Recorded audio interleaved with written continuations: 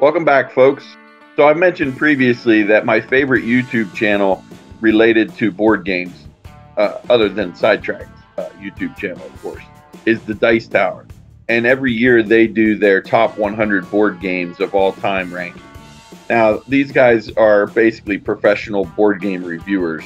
And so their full-time job is to play games and review games. And so they've played thousands of board games.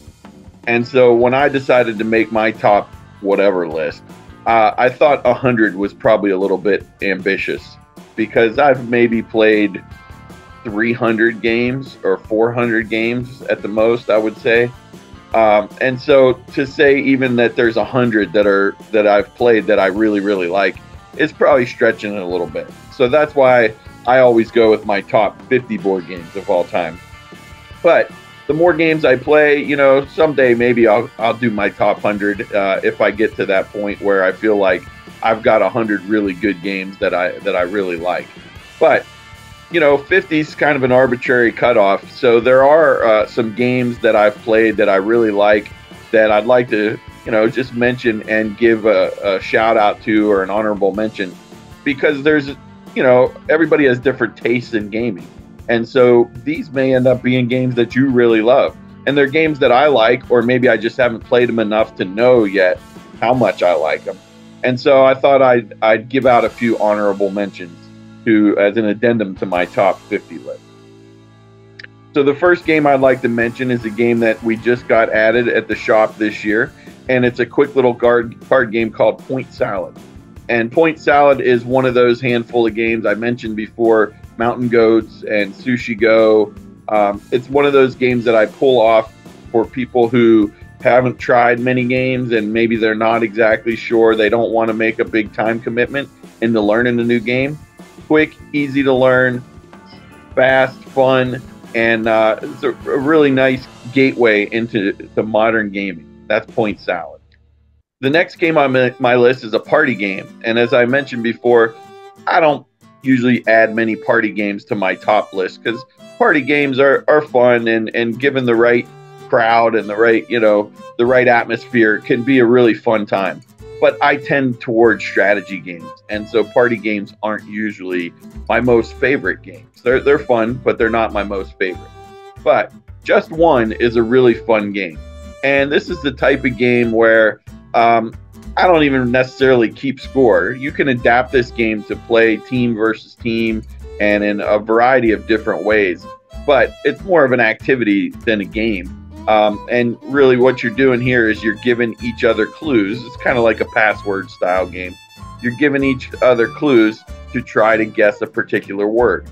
And so you're trying to get, everybody knows the word except for one person, the person who has to guess it. And you each write down just one word on your little dry erase board to give them a clue to guess this particular word. But before you give the clues, everybody who's given the clues has to compare their answers. And if any of us matched, then the person doesn't get to see that particular clue. Okay? So let's say that the clue was beach, or the word you're trying to get them to say is beach. And somebody might write down sand or might write down ocean. And those are good clues. But if other people said the same thing, then you don't get to use those. And so it's really fun, light party game. That's Just One. The next game on my list here is a game that we just got. I backed this game via Kickstarter for Virginia as a gift for Christmas, and I backed it a year or so ago. And that game's The Fox Experiment. And the reason I backed this game, one, is because Virginia loves foxes. She always has. But also it's designed by Elizabeth Hargrave, who designed Wingspan, my #1 game, and also Mariposas, which is in my top 50 list. And so when she designs a game, I take note and pay attention because she designs really good stuff. And this game is based on some experiments that took place in the Soviet Union in like the 1950s, 60s, and 70s, I believe, where they tried to domesticate foxes. And so it's actually a game about hereditary genetics kind of stuff, where you're rolling dice and you're trying to pass down certain traits to the future generations of foxes. to get them to have certain qualities that you want them to have, more like a dog. And so it's kind of a really cool premise. It's based on history. The only reason it's not on my top 50 is we've only played it once so far, and so I'm not sure what I think about it yet.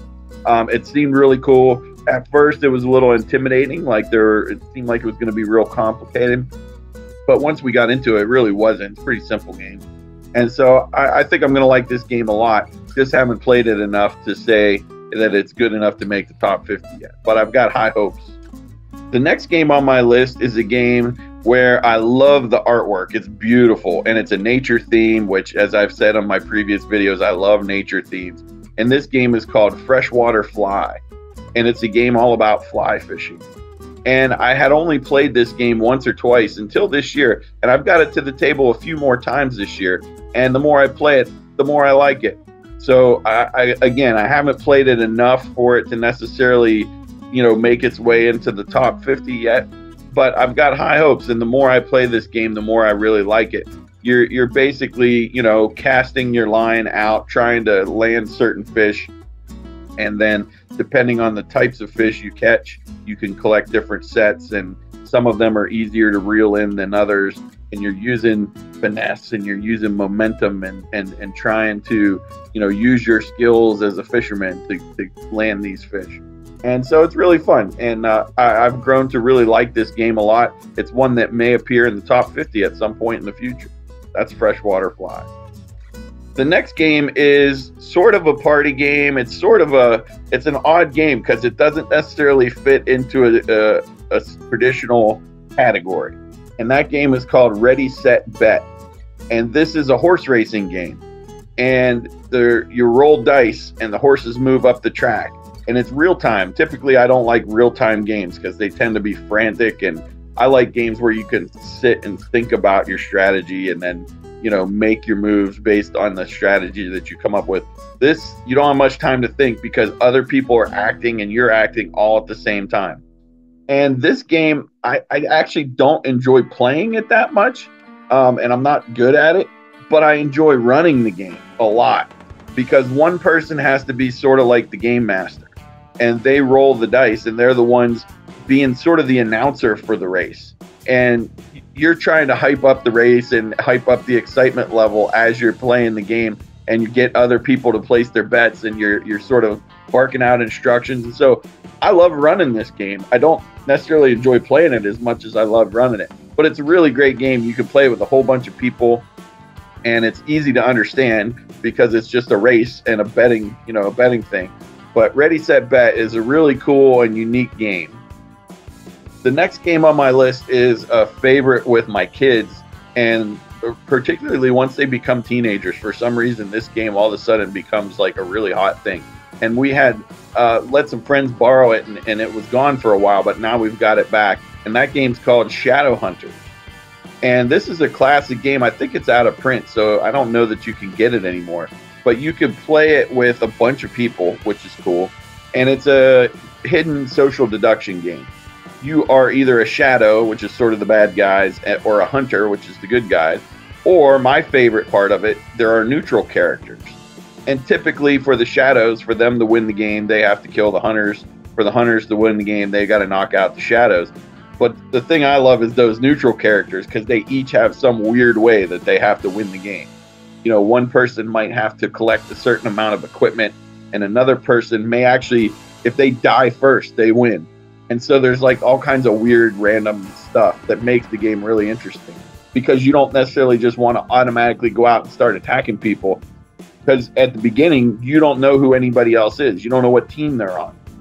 So you're trying to figure out, is my neighbor, are they on my team? Are they an enemy? Or are they some weird neutral character? And so you're using the green cards in the game. You're using them to gather clues about other players' identities. And then there are also black cards that give you weapons and white cards that give you sort of magical abilities and items. And so it's a really fun game. It's kind of a party game with a social deduction element, which I don't typically like social deduction games. But this one doesn't devolve into people just yelling at each other saying, hey, I know who you are. No, I'm not that, like some other games do. This one is more, takes some strategic thinking and deduction. And also there's the randomness of the dice rolls. And so there's a lot of cool aspects of this game. That's Shadowhunter. The next game on my honorable mention list is actually a series of games. And this is a series that my wife and I used to play a lot before Wingspan came around. And that's the 10 Days series. So there's 10 days in the USA, 10 days in Africa, 10 days in Europe, 10 days in Asia. And there's a map. And in these games, you're trying to build different itineraries, I guess. You're trying to build a trip, 10-day trip through these different places. And you're just stringing together a series of locations and transportation that makes a logical connection between them. And the only downside to these games is you randomly kind of seed your board with tokens at the beginning, or with cards at the beginning. And you can get lucky or really unlucky in that random seeding at the beginning. But my favorite way to play this game is actually combine the maps. So take, say, 10 days in Europe and 10 days in the United States and put those two games together and play it as if it were one game. And if you do that and you randomly seed your board with one card from Europe and one from USA and then one from Europe and one from USA, it takes out that random luck, and everybody starts with pretty messed up board. And so it adds a lot of strategy and skill, but it's still a really fun game, and that's the 10 Days series. The next game on my list, similar to Freshwater Fly, is one that I had just gotten last year and hadn't really got a chance to play it much before I created my top 50 list. And I still haven't played it many times this year, but the more I play it, the more I like it. And that's Shen, the Terracotta Army. And in this game, you are trying to get prestige with the Emperor of China by helping build and paint the Terracotta Army and equip the Terracotta warriors with different weapons. And this is another game that looks kind of complicated on the surface, but once you start playing it, it's really not that complicated, because you're either buying weapons, you're building Terracotta warriors, or you're painting Terracotta warriors, or you're trying to go up on this favor track. And that's pretty much it. There's 4 choices on each turn. I really like the card play in this game, the way you use cards for initiative and actions. And if you decide to use a card for initiative, then you're not going to have it for an action. And so the turns can be pretty quick.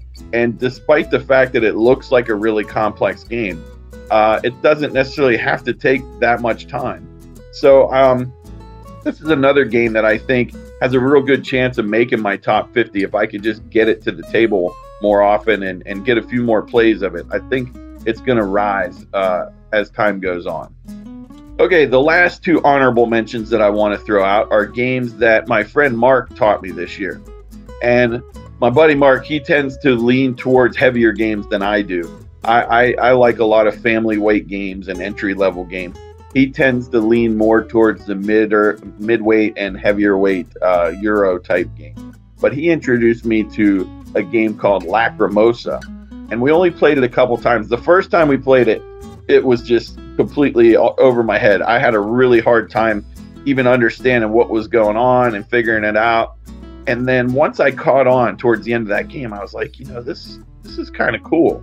And so I went home and watched some how to play videos and some strategy videos on it, just to be able to wrap my head around, like, what am I supposed to be doing in this game? And then we played it again, and it was really, really good. And it's still complicated, and it's a very hard game to teach from what I can tell. But once you understand what's going on, there's a lot of strategy in this game. It's got a really cool theme with Mozart and trying to complete his Requiem, and like it's a theme that I've never seen in other games. So that makes it cool. But this is a much heavier game than what I'm used to playing and what I'm teaching people down at the shop often. But it's a game that, again, I think if I could get some more plays of it, I think I'd really like Lac Ramosa, and it may end up in the top 50 if I could play it a little more often and try it out. The last game I'm going to mention in the honorable mentions is another one that Mark taught me, And this is I think, still the #1 rated game on Board Game Geek, and that's Brass Birmingham. Obviously, I love train games. I love train themes.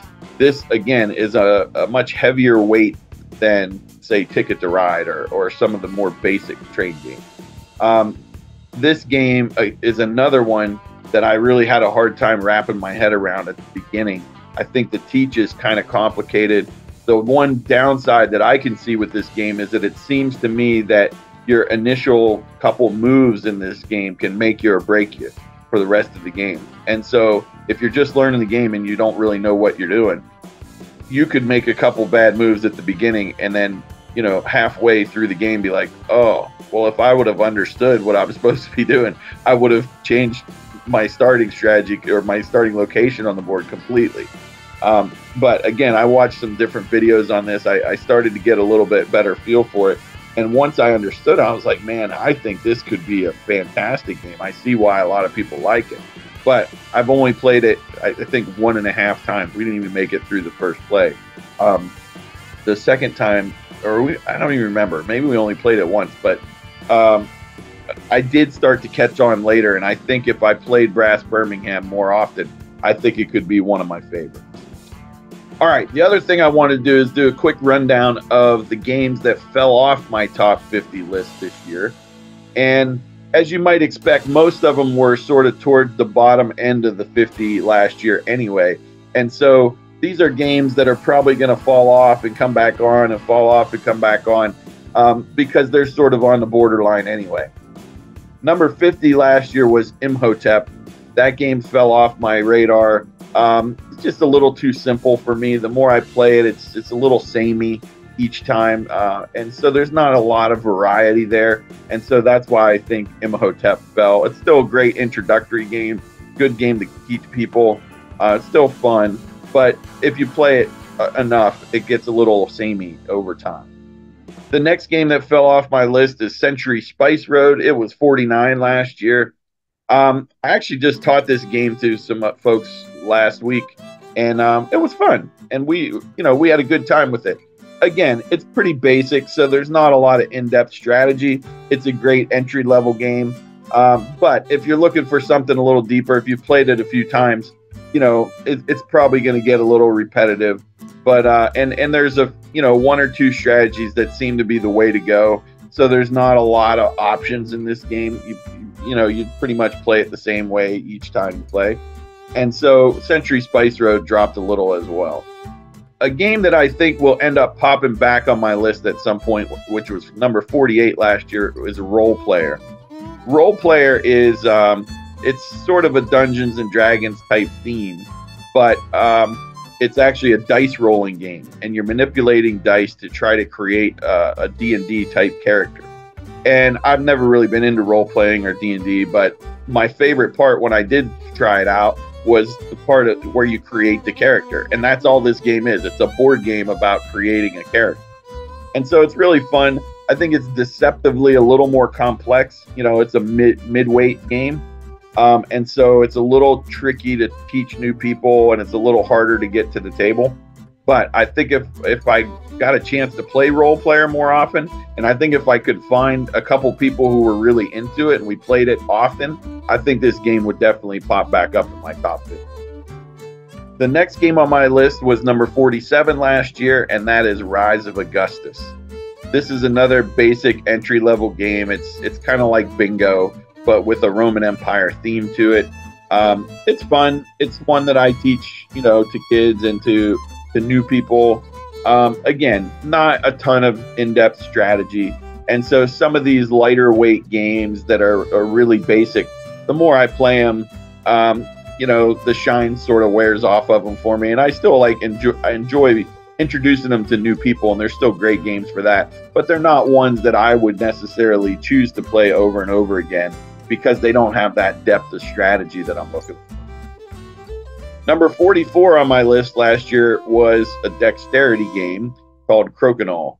And I'm not big on dexterity games, although this is a good one. I put this one up there with like chess and checkers in terms of being almost like an heirloom game, backgammon. It has a beautiful board that you can use almost as a piece of furniture. And so it's a fun game. You're just flicking these little discs, and it's kind of like tabletop shuffleboard. I haven't really played it much this year, but I do still like it. It's just that dexterity games are not necessarily ones that I seek out and play. If other people ask me, hey, you want to play some Kocol, I definitely will, but it's not one that I would necessarily seek out to play. The next one on my list that dropped off was number 43 last year, and that was Age of Mythology. This is a game that is not great out of the box. It's a game that we completely house rule and sort of customize to make our own. And so we don't play it very often, maybe once every other year. And the only people I play it with is my kids, because they're the only ones who understand it and understand sort of our way of playing it. And so we've had lots of cool experiences with it. It's been a lot of fun over the years, sort of redesigning this game and making it our own. But it's not one that we get to the table very often. And so I can't really justify putting it in my top 50 if it's a game that I only play once every couple of years. Number 42 on my list last year also fell off the top 50 this year, and that's I Want to Be President. This game was more of a nostalgia pick last year anyway. It's an old roll and move game that I played when I was a kid, and you go around the board and you're trying to get votes in different regions to win an election to become president. And the game's not that great, but it had this huge nostalgia factor for me because, when I was a kid, I always said I wanted to be president. Today, I would wish that on my worst enemy. But, I have pulled this out and taught it to some new kids this year, and I'll still play it from time to time. It's not a great game, though. And so the nostalgia factor wasn't enough to keep it up in my top 50, but I'll still hold on to it forever because it's a game that I really loved a lot when I was a kid. That's I Want to Be President. Number 40 on my list last year was Love Letter. And this is still a fantastic game. Don't get me wrong. It's just that I'm completely burnt out on Love Letter. The one kids club that comes in down at the shop every week, they love this game and they play the mess out of it. They just play it to death. And I've played so much Love Letter. It's such a great game. You could just stick it in your pocket. You could take it anywhere. It's a great way to kill time, if you're waiting somewhere. I've just played it so much that I'm tired of it. So it's still, I still have high regard for it, and I would recommend it for a lot of people. It's just that I don't really look forward to playing it anymore because I'm just tired of it. Okay, number 37 on my list last year was Azul. And Azul kind of dropped out of my top 50 this year. I think, one, I'm not huge on abstract strategy games like chess or checkers. And Azul is just that. It's a fine game. And I'll play it. Anybody asks, do you want to play it? Will you play Azul? Sure, I'll play it. I think one of the reasons it's dropped for me is I'm just not good at it. And so I don't really enjoy playing it that much because I know I don't stand much of a chance for whatever reason. I'm just no good at it. So I'll play it, and I think it's a cool game. It's one that I will gladly teach to people because I know there's a lot of people who really do like it, and I can see why they like it. It's a pretty relaxing, fun game. It's just, I don't know. I think maybe I'd like it more if I wasn't so bad at it. But for whatever reason, I seem to always struggle to score points in this game. But Azul's a great one. All right, the last game on my list here that fell out of my top 50 is the game that was the highest of all the games that fell out. This one was the highest last year, and it was actually ranked top 25. It was number 24, and that is Go Nuts for Donuts. And for as many times as I've pulled this out and taught it to people this year, you might be surprised that it's not on my list anymore. But it's another one where I'm just burnt out on Go Nuts for Donuts. It's a great game. It's a great game for kids and adults to play together. It's one of the few games where the theme and the mechanics are good for both kids and adults. And we've had lots and lots of fun with it. It's just like Love Letter, though. I've played it so many times that I just don't really look forward to playing it anymore. And again, I'll teach it to people. I'll even suggest it and bring it out, especially for people who are new and want to try try something that's not too heavy. Go Nuts for Donuts is great. It's just one that I don't really look forward to anymore because I've played it so much that I'm kind of burnt out on it. So some of these games, the honorable mentions and the ones that have fallen off the list, good chance that they may rise again. They may make it in the top 50 again next year. For now, they didn't make the cut, but that doesn't mean that you won't like them. They may make your top 50 because a lot of these are really great games. And so just because they didn't make my top 50, don't let that preclude you from giving them a try. Stop down to the shop anytime. Any one of these games you want to learn, I'll be happy to teach it to you, and I'll be happy to play it with you as well. See ya.